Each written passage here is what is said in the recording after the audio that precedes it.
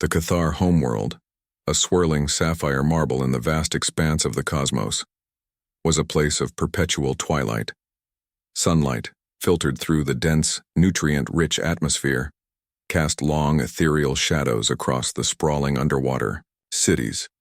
Coral spires, bioluminescent algae farms, and colossal statues of ancient warrior kings dominated the landscape, a testament to the Cathar's long and storied history of aquatic dominance. The Cathar themselves were a sight to behold, towering muscular beings with iridescent scales, razor-sharp teeth, and eyes that glowed with an unnerving intensity. Their society was structured around a rigid caste system, meticulously maintained through generations of genetic engineering.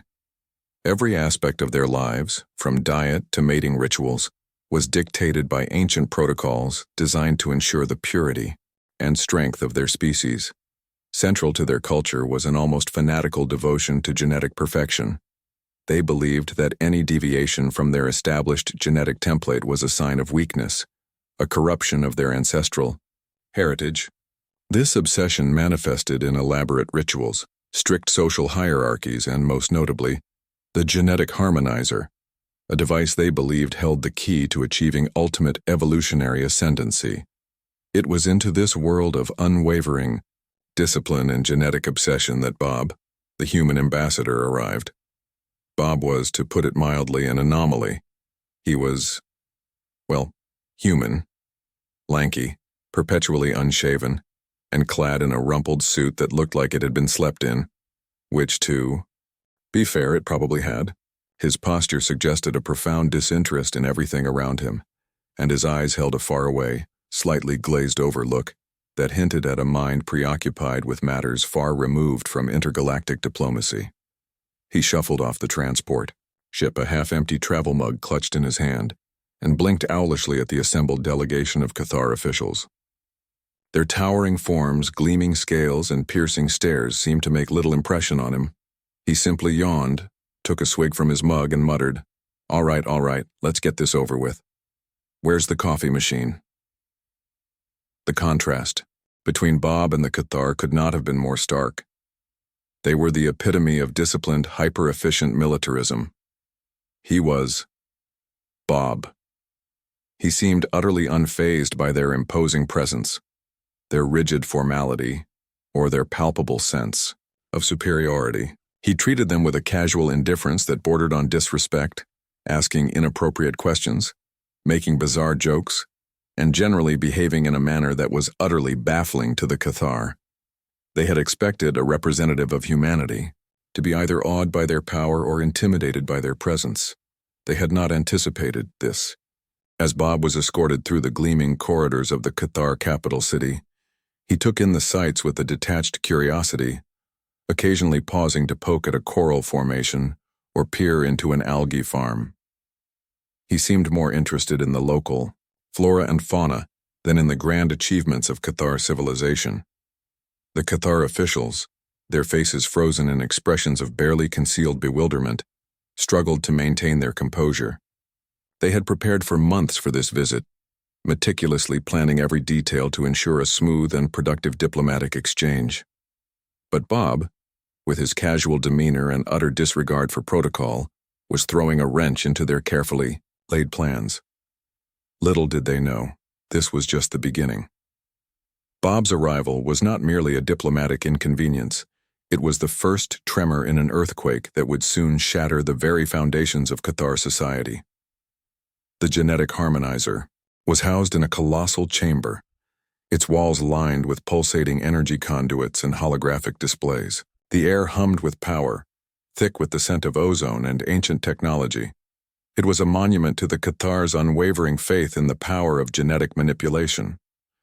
The device itself was a bewildering array of shimmering crystals, interlocking, gears and glowing tubes all encased in a shell of polished obsidian. It loomed over Bob like some kind of futuristic pipe organ, radiating an aura of immense power and scientific complexity.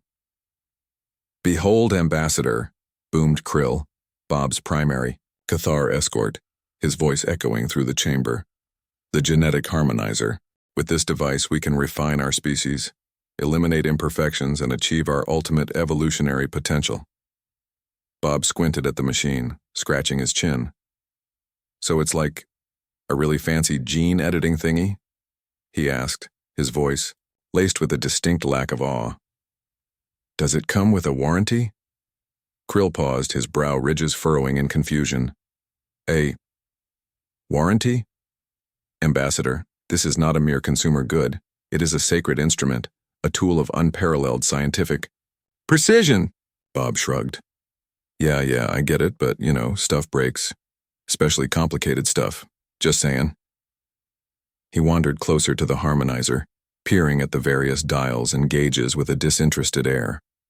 So, how does this thing actually work? Does it zap people with good genes or something? Krill puffed out his chest, clearly eager to explain the intricacies of the device.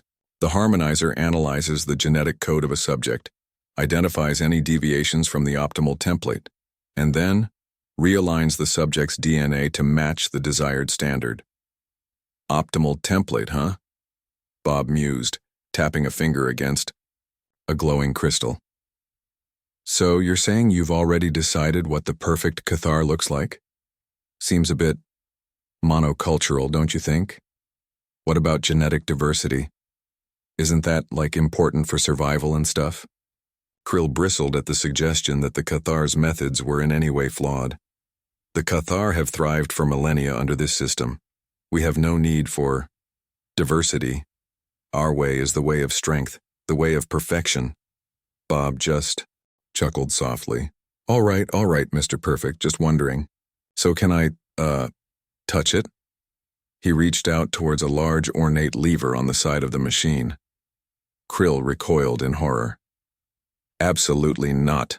That lever controls the primary harmonization sequence. Tampering with it could have unforeseen consequences. Bob retracted his hand, feigning innocence. Unforeseen consequences? Sounds exciting. What kind of consequences are we talking about? Will it turn me into a giant space squid or something? Please, Ambassador, Krill said, his voice strained. This is a matter of utmost seriousness. The genetic harmonizer is not a toy. It is the cornerstone of our civilization. Bob sighed dramatically. Okay, I get it. No touching the shiny thingy. So what's next on the tour? You gonna show me the room where you keep all the spare gills? Or maybe the underwater DMV? I've always been fascinated by bureaucratic processes, especially the aquatic variety.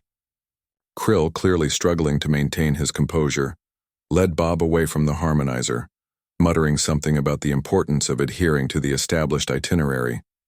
But as they walked away, Bob cast one last furtive glance back at the machine, a mischievous glint in his eye. He knew that the genetic harmonizer was far more than just a shiny thingy. It was an opportunity for, well, he wasn't quite sure yet, but something was bound to happen. Bob's visits to the genetic harmonizer chamber became increasingly frequent, much to the growing consternation of the Cathar scientists. He'd wander in, seemingly at random, often with a half-eaten nutrient paste bar in hand, and start fiddling with the controls. Just, calibrating the flux capacitors, he'd mumble, turning knobs and flipping switches with an alarming lack of precision. Gotta keep this baby humming, The Cathar, of course, had no idea what a flux capacitor was, nor did they appreciate Bob's casual approach to their sacred technology. Krill, in particular, was becoming increasingly agitated, his gills fluttering nervously whenever Bob was near the harmonizer. One day, a junior technician reported a strange anomaly. A batch of newly hatched Cathar larvae were exhibiting unusual color patterns. Instead of the standard mottled green, some were sporting bright pink stripes and polka dots. Impossible! Krill exclaimed, rushing to the hatchery. There must be some mistake. But there was no mistake. The pink-striped larvae were very real and very, very pink. Suspicion immediately fell on Bob. He had been seen near the harmonizer just hours before the larvae were hatched, humming a jaunty tune and adjusting what he called the flavor settings. Meanwhile, other oddities began to surface throughout the Cathar city. Several citizens reported experiencing an inexplicable urge to tap their feet and sway their bodies in rhythmic motions. Others developed a sudden craving for brightly colored, artificially flavored algae snacks, a foodstuff previously considered beneath the dignity of a true Cathar. The Council of Elders convened an emergency session, their bioluminescent eyes glowing with concern. The ambassador's actions are clearly destabilizing our society, one elder declared, his voice echoing through the chamber. He is tampering with forces he does not understand. Another elder nodded grimly. We must confront him. We must demand an explanation for these aberrations. As the Cathar leadership debated their next course of action, Bob was back in the harmonizer chamber, humming to himself as he tinkered with the controls. He'd attached a series of bizarre contraptions to the machine, including a repurposed algae scrubber and a repurposed protein synthesizer. Almost there, he muttered, wiping his brow with the back of his hand. Just a little more tweaking, and I'll have this thing purring like a kitten. What Bob didn't realize was that Krill and a squad of heavily armed Cathar guards were approaching the chamber, their faces grim, their weapons charged. The time for polite diplomacy was over. The time for answers had come. And Bob, blissfully, unaware of the impending confrontation, was about to get a crash course in Cathar justice. Or at least their version of it. The confrontation was swift and decisive. Krill, flanked by two guards wielding neural disruptors, stormed into the harmonizer chamber. Bob, startled, nearly dropped the algae scrubber he was holding. Ambassador. Bob, Krill's voice boomed, echoing off the metallic walls. Explain yourself. What have you done to our genetic harmonizer? What have you done to our people? Bob blinked, his expression shifting from surprise to mild annoyance. Hey, Krill, what's with all the heavy artillery? I was just, running a few diagnostics. Diagnostics? Krill sputtered. Pink larvae? Compulsive dancing? An inexplicable craving for artificial kelp? These are not the results of diagnostics, Ambassador. This is sabotage. Bob sighed, setting down the algae scrubber with a clatter. All right, simmer down, Krill. Look, I can explain everything. He paused, scratching his chin. It's just, you guys might not like the explanation. The Cathar exchanged nervous glances. Speak, Krill commanded, his hand hovering over his neural disruptor. Bob took a deep breath. Okay, here's the thing. That genetic harmonizer? It's not actually a genetic harmonizer. Well, not anymore anyway. Krill's gills flared. What are you saying? Bob stammered. I kinda repurposed it. He gestured to the strange contraptions he'd attached to the machine. See, I realize that you guys have this incredibly advanced piece of technology, but you're using it for something, well, kinda boring if you ask me. Boring? Krill repeated, his voice rising in pitch. Genetic purity is the cornerstone of our civilization. It is the foundation upon which our society is built. Yeah, I get it, Bob said, waving his hand dismissively. But let's be honest, a little genetic diversity never hurt anyone. And besides, he grinned, I figured you guys could use a little loosening up.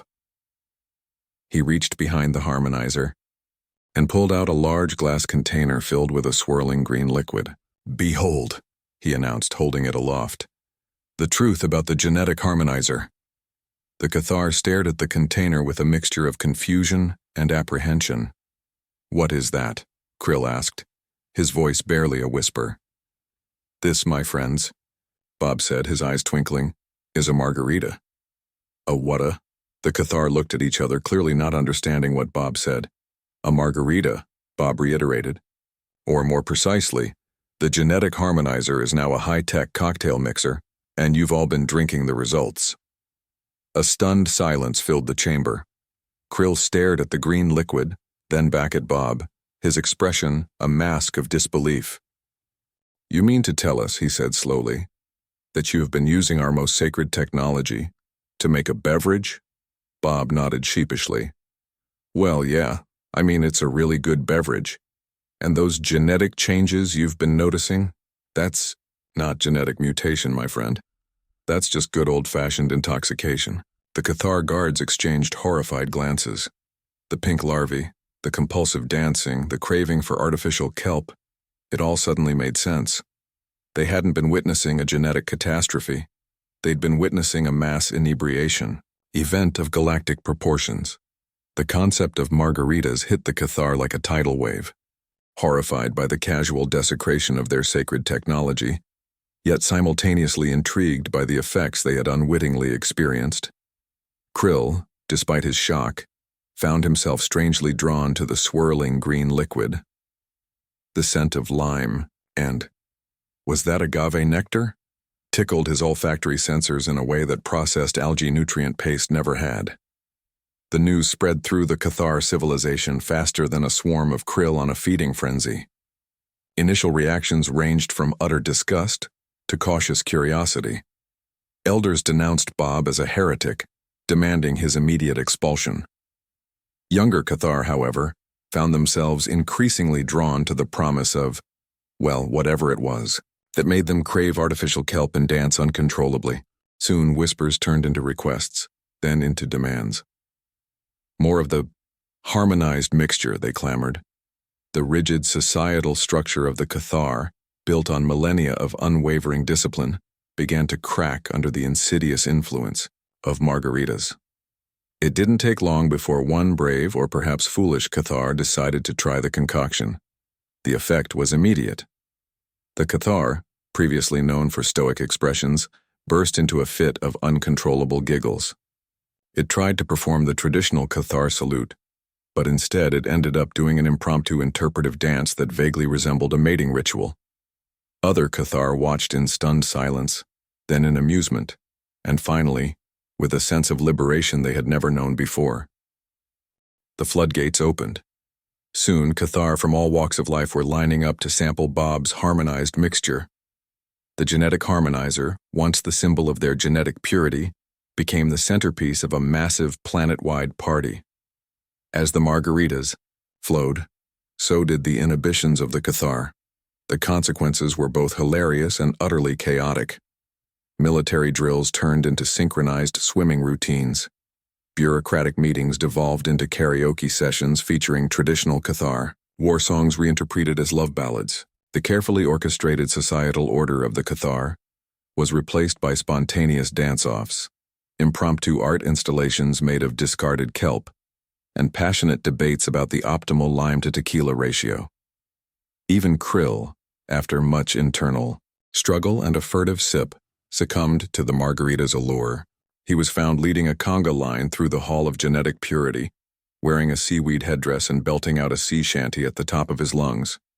The Cathar homeworld, once a bastion of militaristic efficiency, had transformed into a bizarre, aquatic version of spring break.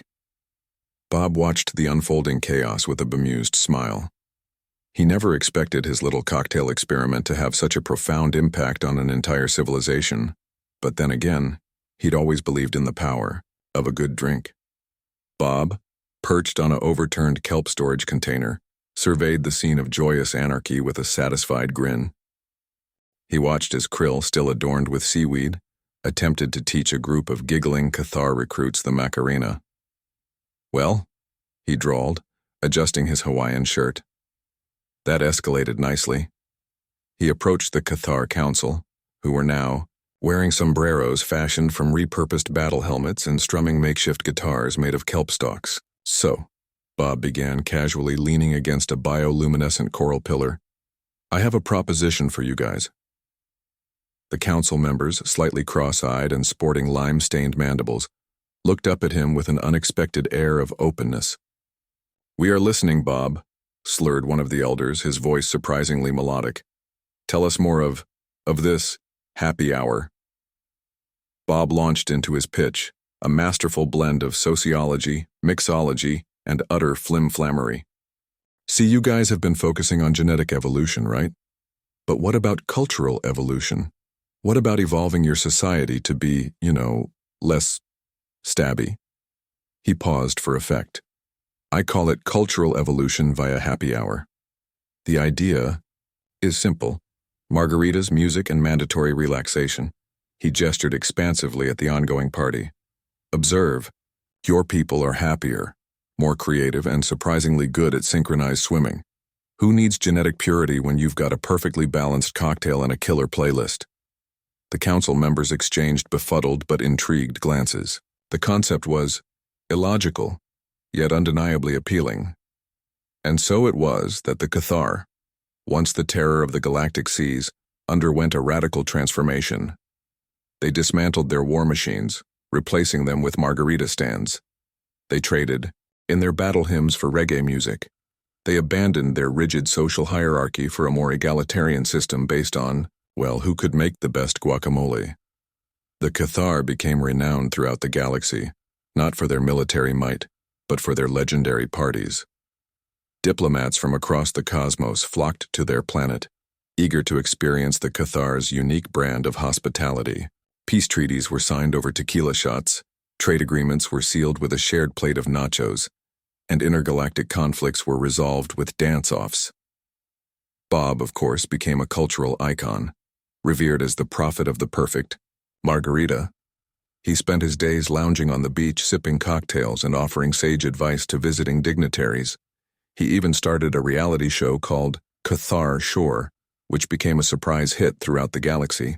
As for the Cathar, they embraced their new identity with gusto, proving that sometimes the best way to rewrite a culture is with a little bit of tequila, a little bit of lime, and a whole lot of fun.